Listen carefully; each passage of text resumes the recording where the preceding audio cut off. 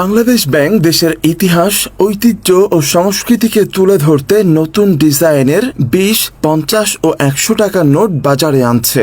নতুন গভর্নর আহসান হাবিব মনসুরের স্বাক্ষরযুক্ত এসব নোটে কোনো ব্যক্তির ছবি না রেখে দেশের ঐতিহ্যবাহী স্থাপনা, প্রাকৃতিক দৃশ্য ও সাংস্কৃতিক প্রতীক স্থান পেয়েছে।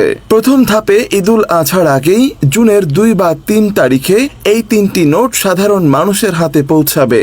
পর্যায়ক্রমে অন্যান্য মূল্যমানের নোটও বাজারে ছাড়ার পরিকল্পনা রয়েছে।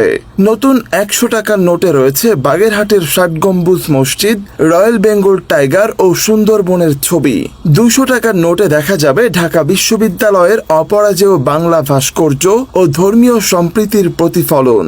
500 টাকার নোটে স্থান পেয়েছে কেন্দ্রীয় শহীদ মিনার ও সুপ্রিম কোর্টের ছবি। 1000 টাকার নোটে রয়েছে সাভারের জাতীয় স্মৃতিসৌধ ও জাতীয় সংসদ ভবন।